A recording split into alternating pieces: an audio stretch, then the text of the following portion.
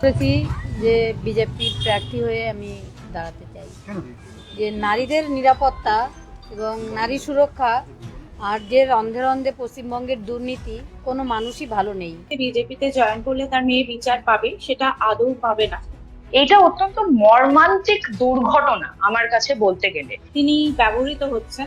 একজন মেয়ের বিচারের জন্য আমরা শত শত মেয়ের স্বাধীনতা এবং তাদের কষ্টকে উপেক্ষা করে দিতে পারি না। বিজেপি লোকেরা ধর্ষণ করেছে শুধু নয়, তারপরে ধর্ষকদের তারা মালা পরিয়েছে জামিনের পরে। তাদেরকে নিজেদের পার্টির টিকিট দেয়, সেই দলে আমি আসলে কোন বিচারটা খুঁজতে যাচ্ছি। দ্বিতীয় দফার প্রার্থী তালিকা ঘোষণা করলো বিজেপি।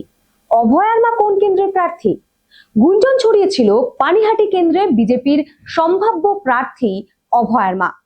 কিন্তু বিজেপি যখন দ্বিতীয় দফার প্রার্থী তালিকা ঘোষণা করলো, 112 জনের নাম সেখানে রয়েছে, কিন্তু অভয়ার মায়ের কোথাও নাম নেই। 38টি কেন্দ্র নিয়ে এখনো সাসপেন্স রেখেছে বিজেপি, আর তার মধ্যেই রয়েছে পানিহাটি কেন্দ্র। তাই ভবিষ্যতে বিজেপি পানিহাটি কেন্দ্রে অভয়ার মাকে প্রার্থী করবে কিনা সেদিকে তো নজর থাকবেই। তবে অভয়ার মা কিন্তু ইতোমধ্যেই স্পষ্ট করে দিয়েছেন তিনি বিজেপিতে যোগ দিয়েছেন এবং বিজেপির প্রার্থী হচ্ছেন মূলত নারী সুরক্ষার বিষয়টিকে মাথায় রেখে। রাজ্যে এত দুর্নীতি, রাজ্যের মানুষ ভালো নেই, তাই তার রাজনীতিতে আসা, বলা ভালো বিজেপিতে আসা, এই দাবি তিনি করেছেন সংবাদ মাধ্যমের সামনে।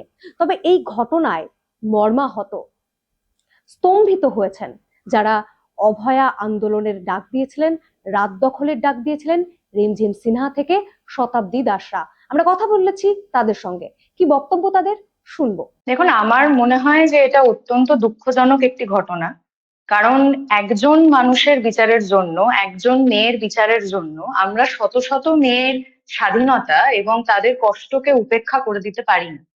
আমি বুঝতে পারছি যে উনি ওনার মেয়েকে হারিয়েছেন, প্রায় 2 বছর হতে চলেছে, উনি সঠিক বিচার পাননি। সন্দীপ ঘোষ এখনো অব্দি কনভিক্টেড হয়নি। যে আসলে এই গোটা ঘটনার পিছনে রয়েছে, সেখানে আদৌ সরকারি কোনো মদত রয়েছে কিনা, সেগুলো এখনো অব্দি ফাঁস হয়নি। কিন্তু মুশকিলটা হচ্ছে যে আমি সেখান থেকে দাঁড়িয়ে বিলকিস বানোর কথা, কাথুয়ার কথা, উন্নাওয়ের কথা ভুলে যেতে পারি না।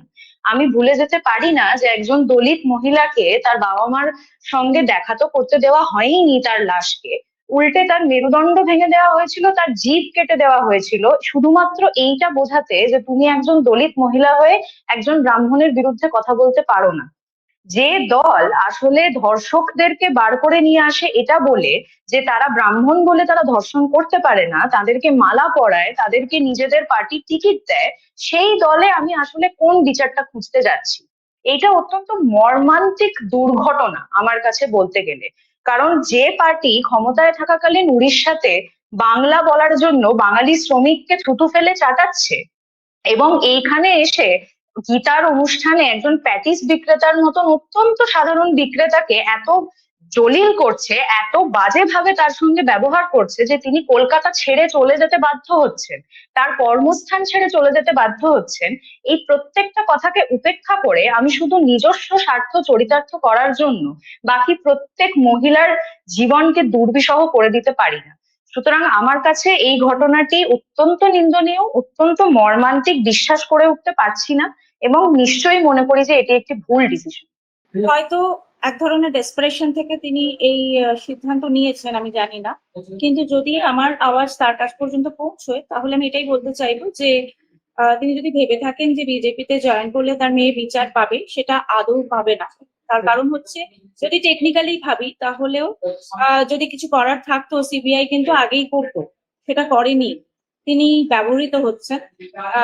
আমি এখনো ধরে নিচ্ছি যে তিনি মানে তিনি যে খুব স্মুথলি মেয়ের ঘটনাটিকে ব্যবহার করছেন এমনটা আমার মনে হচ্ছে না। আমার মনে হচ্ছে যে তিনি ডেসপারেটলি একটা বিচার পেতে চাইছেন বলে এরকম একটা সিদ্ধান্ত নিয়েছেন।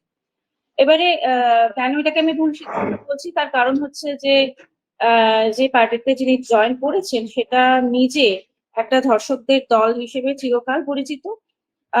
সেটা আপনি বিলকিস বানুর ঘটনাতে দেখতে পাবেন, সেটা আসিফার ঘটনাতে দেখতে পাবেন। এরা শুধু ধর্ষণ করে না, বিজেপি লোকেরা ধর্ষণ করেছে শুধু নয়, তারপরে ধর্ষকদের তারা মালা পরিয়েছে জামিনের পরে, তারা ধর্ষকদের সমর্থনে মিছিল করেছে।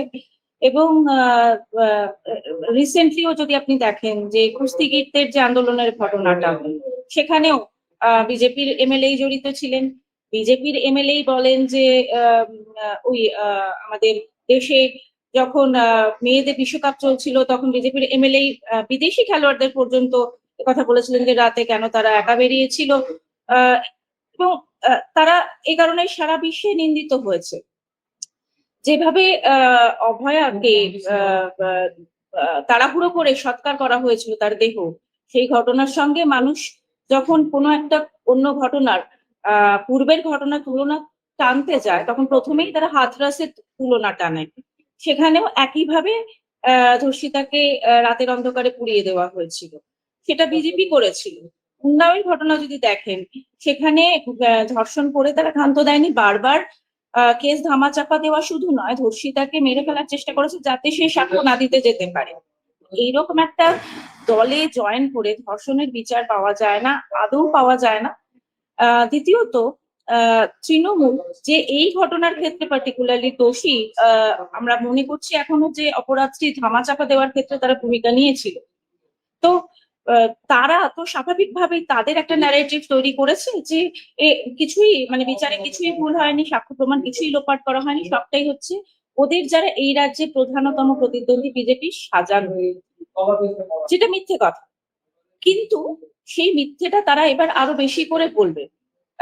তারা একরকম ভাবে এই যে গোটা অভয়া আন্দোলন সেটাই বিজেপির মস্তিষ্ক প্রসূত, এটা প্রচার করার চেষ্টা করবে।